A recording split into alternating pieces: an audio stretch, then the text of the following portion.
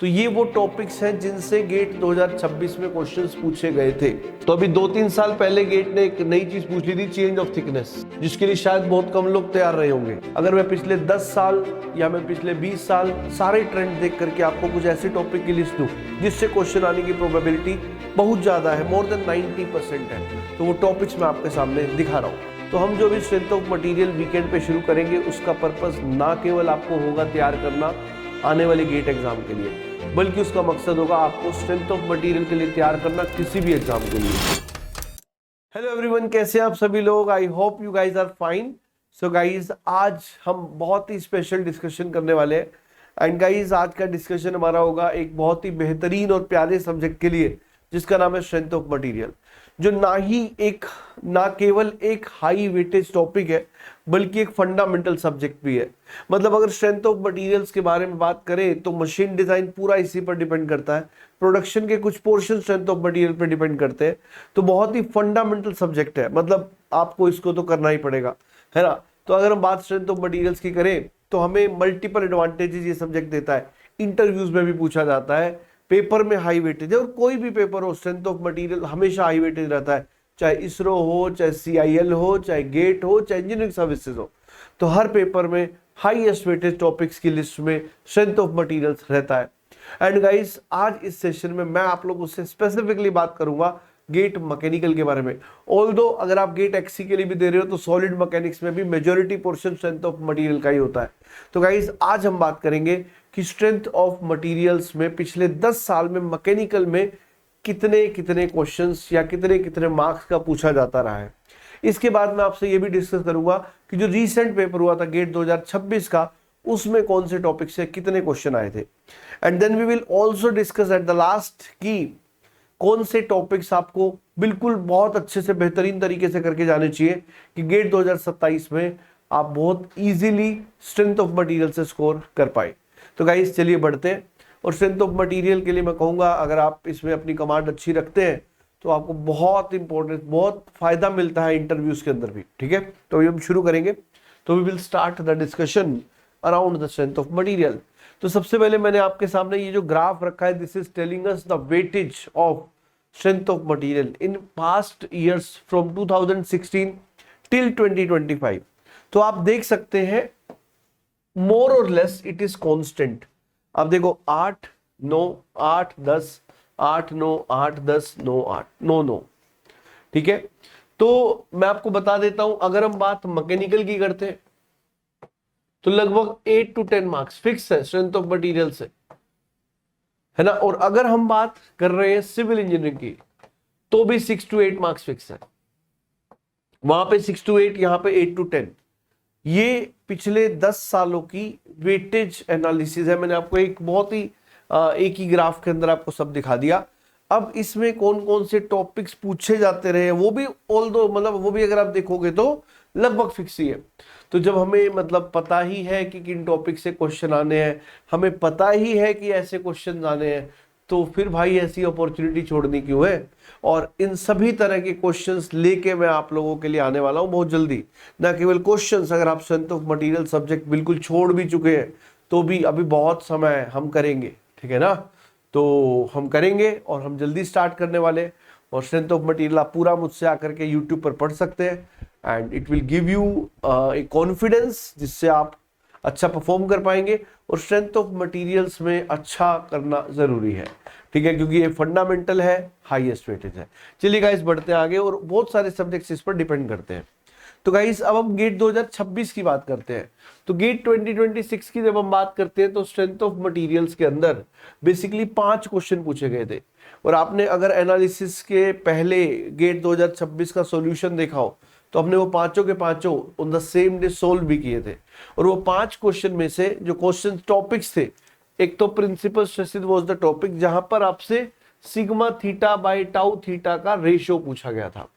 एक था shear force, and shear force के अंदर आपको बेसिकली सपोर्ट रिएक्शन कैलकुलेशंस के बारे में बात की गई थी। एंड गाइस, फिर अब हम बात करते हैं MDET, that is maximum distortion energy theory. ये थ्योरी ऑफ फेलियर का क्वेश्चन था। और अगर हम बात करें इंटरनल हिंजेस, जो कंपाउंड बीम्स का कंसेप्ट होता है, उस पर भी एक क्वेश्चन था। एंड प्रेशर वेसल्स की बात करें तो आपको पता ही है, thin sphere and thin cylinder. तो ये वो टॉपिक्स हैं जिनसे गेट 2026 में क्वेश्चंस पूछे गए थे। अब यार स्ट्रेंथ ऑफ मटेरियल के पूरे सिलेबस में लगभग 15 चैप्टर आते हैं, तो ऑब्वियस सी बात है सभी चैप्टर से हर साल पूछा जाना फिजिबल नहीं है, लेकिन फिर भी कुछ चैप्टर है जहां से क्वेश्चन हर साल पूछे जाते हैं। जैसे मैं आपको बताता हूं, सिंपल स्ट्रेसेस एंड स्ट्रेन से क्वेश्चन हर साल आता है। फिर प्रिंसिपल स्ट्रेसेस को कुछ लोग कॉम्प्लेक्स स्ट्रेस एंड स्ट्रेन भी बोलते हैं, इससे भी ये क्वेश्चन हर साल आता है। तीसरा थ्योरी ऑफ फेलियर्स, इसको वैसे मैकेनिकल के सिलेबस में मशीन डिजाइन में काउंट करते हैं और सिविल के सिलेबस में स्ट्रेंथ ऑफ मटेरियल में काउंट करते हैं, क्योंकि जो गेट का सिलेबस ऑफिशियल दिया है उन्होंने थ्योरीज ऑफ फेलियर्स को मशीन डिजाइन में मेंशन किया है। और उसके अलावा एसएफडी, बीएमडी और डिफ्लेक्शन एक ऐसे पोर्शन है जहां से क्वेश्चन आता ही आता है। इस बार कुछ नया हुआ था, 2026 में शियर स्ट्रेसेस ऑफ बीम से भी क्वेश्चन पूछे गए, जबकि generally shear stresses of beam से क्वेश्चंस बहुत रेयर आते हैं, 3-4-5 साल में कभी एक बार आते हैं। तो गाइज ये वो टॉपिक है जहां से गेट 2026 ने पूछा। लेकिन हम सिर्फ 2026 की बात क्यों कर रहे हैं? अगर मैं पिछले 10 साल या मैं पिछले 20 साल सारे ट्रेंड देख करके आपको कुछ ऐसे टॉपिक की लिस्ट दूं जिससे क्वेश्चन आने की प्रोबेबिलिटी बहुत ज्यादा है, मोर देन 90% है, तो वो टॉपिक्स मैं आपके सामने दिखा रहा हूं। सबसे पहले हम बात करेंगे Mohr circle. It is basically the most important topic, the most important, ठीक है ना, मोहर सर्कल। और मैं तो ये कहूंगा कि ये जो पूरा चैप्टर है इसके अंदर जो आप एनालिटिकल मेथड भी पढ़ते हो, मैं आपको 3 मेथड पढ़ाता हूं ना। एक तो एनालिटिकल होता है जिसमें आप फॉर्मूला लगाते हो सिग्मा 1, 2 करके, आप लिखते हो sigma XX plus sigma YY/2, है ना, फिर आप प्लस माइनस डाल के स्क्वायर रूट डाल देते हो, फिर आप लिखते हो sigma XX minus sigma YY/2 का स्क्वायर प्लस टाउ XY का स्क्वायर। एक तो इस तरह का क्वेश्चंस आप करते हो तरीका। दूसरा तरीका ग्राफिकल मेथड जिसको मोहर सर्कल बोलते हैं। और तीसरा तरीका जो मैं आपको आइगन वैल्यू मेथड पढ़ाता हूं, जिसमें आइगन वैल्यूज ही प्रिंसिपल स्ट्रेसेस और आइगन वेक्टर्स ही प्रिंसिपल प्लेन्स होते हैं। तो this is the beautiful topic जो पेपर में पूछा जाता है, तो ये आपकी फर्स्ट प्रायोरिटी होनी चाहिए। सेकंड अगर हम बात करते हैं तो स्ट्रेस स्ट्रेन डायग्राम, ये सिंपल स्ट्रेस एंड स्ट्रेन का पार्ट है। This is the part of simple stress and strain. अब देखो यार, अगर हम स्ट्रेस स्ट्रेन डायग्राम को अच्छे से नहीं सीखते, तो हमें मटेरियल साइंस और मेटल फॉर्मिंग में भी दिक्कत आती है। क्योंकि मेटल फॉर्मिंग की जब बात करते हैं तो उसी स्ट्रेस स्ट्रेन डायग्राम की बात होती है, उसी का डिस्कशन होता है। क्योंकि मेटल फॉर्मिंग में हमारा जो ऑपरेशन जोन होता है वो प्लास्टिक डिफॉर्मेशन जोन होता है, जो यील्ड से शुरू होके अल्टीमेट पे खत्म होता है। तो वहां पर स्ट्रेस स्ट्रेन डायग्राम बहुत इंपॉर्टेंट हो जाता है, ठीक है। तो stress strain diagram is very very important for metal forming specifically, ठीक है। तो इसीलिए प्रोडक्शन के लिए स्ट्रेंथ ऑफ मटेरियल बहुत जरूरी है। और मशीन डिजाइन तो पूरा ही प्रिंसिपल स्ट्रेसेस वाले चैप्टर पे बेस्ड है, तो मशीन डिजाइन के लिए भी सोम जरूरी है, ठीक है ना। चलिए बढ़ते हैं आगे। फिर मैंने आपसे बोला तीसरा जो जान वाला टॉपिक है एसएफडी बीएमडी है। एसएफडी बीएमडी में या तो वो सपोर्ट रिएक्शन कैलकुलेशन पूछते हैं, और सपोर्ट रिएक्शन कैलकुलेशन में आपको बहुत डिटेल में पढ़ाने वाला हूं, मैं आपको साइनोसॉइडल के शॉर्टकट तक दूंगा। तो अगर आप सोम को अच्छे से सीखना चाहते हैं तो बहुत बेहतरीन मौका है आप लोगों के लिए। और सैटरडे संडे में हम क्लासेस स्टार्ट करने जा रहे हैं। सपोर्ट रिएक्शन कैलकुलेशन सीखने के साथ साथ आपको जो रिलेशन है, जैसे आप बोलते हो कि शियर फोर्स डायग्राम का स्लोप जो है वो लोड इंटेंसिटी होता है, या बेंडिंग मोमेंट डायग्राम का जो स्लोप है वो शियर फोर्स होता है, तो ये सारे रिलेशंस आपके बहुत काम आएंगे। इसके अलावा आजकल कंपाउंड बीम से भी पूछ रहा है, तो ये 2-2, 3-3 टॉपिक आपको इन चैप्टर से करने हैं, इनसे कुछ भी पूछा जा सकता है। You have to be prepared for that. Next अब हम बात करेंगे deflection of beams. Deflection of beams civil के लिए ज्यादा इंपॉर्टेंट है, लेकिन मैकेनिकल में भी एक क्वेश्चन आता है। इसमें 3 चीजें इंपॉर्टेंट है। एक तो प्रिंसिपल ऑफ सुपरपोजिशन, उसके स्प्रिंग वाले केसेस, उसके डिफ्लेक्शन परमिटेड वाले केसेस, उसके प्रोप्ड कैंटिलीवर की रिएक्शन वाले केसेस। प्रिंसिपल ऑफ सुपरपोजिशन के बाद moment area method, moment area method जो है वो इंपॉर्टेंट है, और उसके बाद स्ट्रेन एनर्जी मेथड। तो स्ट्रेन एनर्जी मेथड और मोमेंट एरिया मेथड, ये 3 मेथड से ही ज्यादा क्वेश्चंस आते हैं जहां तक गेट की बात है। इंजीनियरिंग सर्विसेज के लिए आपको रेसिप्रोकल थ्योरम भी पढ़नी चाहिए, ठीक है ना। So these are the topics which will give you wonderful benefits अगर आप करेंगे। अब यार बेंडिंग और टोर्शन इक्वेशन में से किसी एक से क्वेश्चन हर साल आता है, जनरली या तो बेंडिंग से आता है टोर्शन से। वैसे मैं बता दूं, मैकेनिकल वालों के लिए ज्यादा फेवरेबल टॉपिक टॉर्शन है, सिविल वालों के लिए ज्यादा फेवरेबल टॉपिक बेंडिंग है, लेकिन आजकल ट्रेंड रिवर्स चल रहे हैं, तो कुछ भी आ सकता है, बी रेडी फॉर दैट, ठीक है। तो हम ऐसा नहीं सोचेंगे और हम हर टॉपिक को बहुत अच्छे से करेंगे। और आप अगर सिविल से रिलेट करते हैं, एक्सी से करते हैं, तो आप लोगों के लिए भी ये सेशंस इक्वली बेनिफिट रहने वाला है।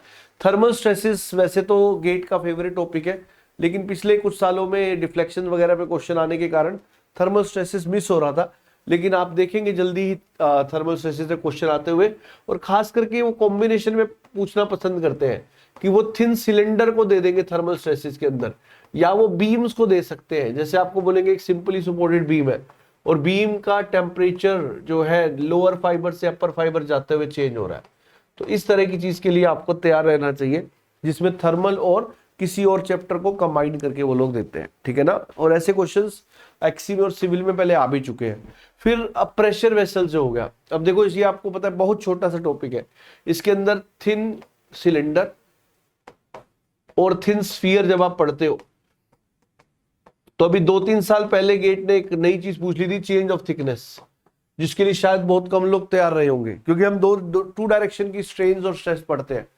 भाई इस चैप्टर को माना ही जाता है 2D state of stress, but आप देखते हो कि भाई है तो ये 2D स्टेट ऑफ स्ट्रेस, लेकिन स्ट्रेन तो तीसरे डायमेंशन में भी हो सकती है ना भाई। अगर एक डायमेंशन की स्ट्रेस 0 है, इसका मतलब ये थोड़ी है कि उस डायमेंशन की स्ट्रेन भी 0 है। तो इस चैप्टर में इस तरीके के क्वेश्चन भी आ चुके हैं। और दूसरी बात, जब आप देखते हो यहाँ पर, तो failure absolute maximum shear stress पे होता है, तो for that reason also it is becoming very important. और चिंता मत करो, ये सारी चीजें मैं आपको पढ़ाने वाला हूँ, तो आपको उसमें चिंता करने की जरूरत नहीं है। थ्योरी ऑफ फेलियर को अगर आप मशीन डिजाइन में काउंट करो तो ठीक, अगर सोम में करते हो, क्योंकि पढ़ाया है सोम में भी जाता है, तो केवल 3 थ्योरी से क्वेश्चन आते हैं, MPST, MDET और MSST।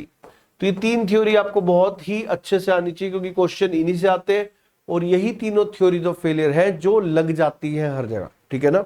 बाकी आप चाहे तो मैं आपको गेट का सिलेबस एक बार खोल के भी दिखा सकता हूं, ताकि आपको एक कॉन्फिडेंस आए, आपको समझ में आए कि क्या सिलेबस है, क्या पढ़ना है, ठीक है। तो yes, we will see. I will write GATE 2026 या 27 मैकेनिकल सिलेबस PDF, ठीक है। तो अगर हम यहां पर देख रहे हैं 26 का ही देख लेते हैं, 26 और 27 में कोई ज्यादा फर्क नहीं होएगा, सेम ही रहने वाला है। तो आप देख सकते हो सिलेबस की अगर हम बात करें तो ये रहा, देखो ये मैकेनिक्स ऑफ मटेरियल जो आपको दिखाई दे रहा है, यही स्ट्रेंथ ऑफ मटेरियल है। मैकेनिक्स ऑफ मटेरियल जो दिखाई दे रहा है वही स्ट्रेंथ ऑफ मटेरियल है। अब देखो इसमें सिलेबस क्या बोल रहा है मैकेनिकल का, stress and strain, elastic constants, Poisson ratio, Mohr circle for plane stress and plane strain, thin cylinders, shear force and bending moment diagrams, bending and shear stresses, concept of shear center, ये recent में add हुआ है shear center, ये civil में पहले से है, लेकिन वहां भी आज तक 20 साल में क्वेश्चन पूछा जाता है। फिर deflection of beams, torsion of circular shaft, Euler's theory of column, column की बाउंड्री कंडीशन आपको याद होनी चाहिए चारों की चारों। एनर्जी मेथड्स, इसमें स्ट्रेन एनर्जी की बात हो रही है, thermal stresses, strain gauges and rosettes, testing of material with universal testing machine, testing of hardness and impact strength. तो ये आपका मैकेनिक्स ऑफ मटेरियल का वंडरफुल सिलेबस है। और वैसे आप सिविल का भी देखोगे तो सेम ही है, बस थ्योरी ऑफ फेलियर भी उसमें सोम में लिखा हुआ है, जबकि मैकेनिकल में theory of failure machine design में मेंशन्ड है, you can see failure theories, ठीक है। तो बस इतना सा फर्क है, बाकी अगर आप देखोगे तो सिविल में भी ऑलमोस्ट सेम ही है, पर सिविल में बीम्स वाले पार्ट ज्यादा पूछे जाते हैं, मैकेनिकल में शाफ्ट वाले पार्ट ज्यादा पूछे जाते हैं। बट जब हम पढ़ेंगे तो हम दोनों को अच्छे से पढ़ेंगे, ताकि अगर कोई सिविल मैकेनिकल दोनों ही स्टूडेंट्स को पूरी इंफॉर्मेशन मिले, ताकि इंटरव्यू में भी आप अच्छा परफॉर्म कर पाए। तो हम जो भी स्ट्रेंथ ऑफ मटेरियल वीकेंड पे शुरू करेंगे, उसका पर्पस ना केवल आपको होगा तैयार करना आने वाले गेट एग्जाम के लिए, बल्कि उसका मकसद होगा आपको स्ट्रेंथ ऑफ मटेरियल के लिए तैयार करना किसी भी एग्जाम के लिए। क्योंकि आप कोई भी टेक्निकल पेपर दोगे तो स्ट्रेंथ ऑफ मटेरियल तो बेटा आना ही है, और जब आना ही है और हाईएस्ट वेटेज भी रहना है, तो भाई फिर क्यों ढिलाई बरते, है कि नहीं भाई। जब मेरे को पता है इसके ऊपर 2-2, 3-3 सब्जेक्ट डिपेंड करते हैं, मेरे को ये पता है इसका वेटेज हाई है, मेरे को ये पता है हर पेपर में पूछा जाता है, मेरे को ये पता है सबसे फंडामेंटल सब्जेक्ट है, मेरे को ये पता है इंटरव्यू में इसके बिना गुजारा नहीं है, तो भाई कोई सोचने की बात ही नहीं है, करना ही है, ये तो है कि नहीं।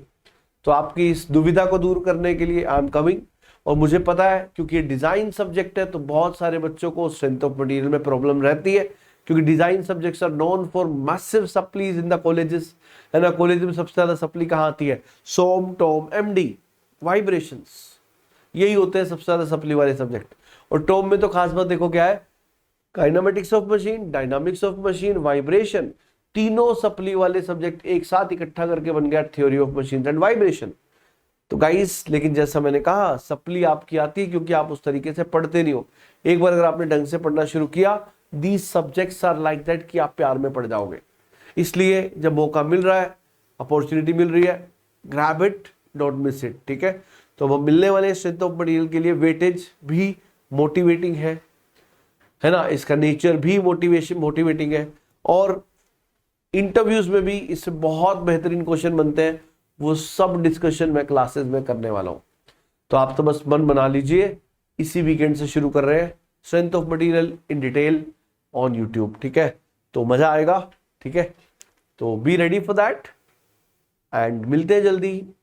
और ये थी गेट की एनालिसिस। और जैसा मैंने आपसे कहा, कुछ बच्चों के दिमाग में एक चीज आती है, सर किताब कौन सी पढ़ ले। तो यार देखो, स्ट्रेंथ ऑफ मटेरियल कितनी भारी भरकम किताबें आती हैं, आप कहो तो मैं दिखा भी सकता हूं, कहो तो दिखाई देते हैं। लो, नेकी और पूछ, हमारे एक दोस्त थे, वो बोलते थे नेकी और सूझबूझ। देखिए, this is the book BC Punmia. इसी तरह की कोई भी बुक आप लोगे, वैसे मैं ज्यादातर फॉरेन ऑथर रिकमेंड करता हूं, लाइक आरसी हिबलर, वो भी पढ़ी है ना। तो आरसी हिबलर जनरली मैं रेफर करता हूं। पर जैसा मैंने कहा कि हम यहाँ पर पंचवर्षीय योजना लेकर नहीं आए हैं, क्योंकि अगर इतनी, आरसी हिबलर भी इतनी मोटी बुक है, ठीक है, आरसी हिबलर भी इतनी मोटी बुक है, टिमोशेंको भी इतनी मोटी बुक है। तो अब आप सोचोगे कि भाई मैं इसका एक एक पेज पढ़ डालूं तो पूरे साल में 100 ही हो पाएगा। तो जैसा मैंने आपसे कहा, बुक्स पढ़ने का भी एक तरीका होता है। बुक्स में आपको एक एक चीज नहीं पढ़नी होती है, क्योंकि पहली बात तो ये स्पेसिफिकली फॉर गेट नहीं लिखी गई है, ये स्ट्रेंथ ऑफ मटेरियल के लिए लिखी गई है। हो सकता है इससे अंदर कुछ ऐसे चैप्टर हो जो आपके सिलेबस का पार्ट भी ना हो। तो बुक्स में जब आप पढ़ते हो तो बुक्स का सिर्फ एक ही रोल होता है। पहले क्या था, रिसोर्सेज नहीं थे, अभी बहुत रिसोर्सेज है। तो अभी आप जब क्लासेस से पढ़ रहे हो तो बुक्स का यूज सिर्फ ये होना चाहिए कि आप जब कोई टॉपिक में अटक जाओ, आपको लगे कि इस टॉपिक में मेरे को और इन डेप्थ जानना है ना। कई बार होता है किसी तरह के क्वेश्चंस नहीं बन रहे होते, कई बार होता है कि कोई टॉपिक चल रहा होता है तो हमारा ध्यान उतना अच्छा नहीं होता। तो ऐसे समय पर ऐसे टॉपिक्स के लिए you should refer the books.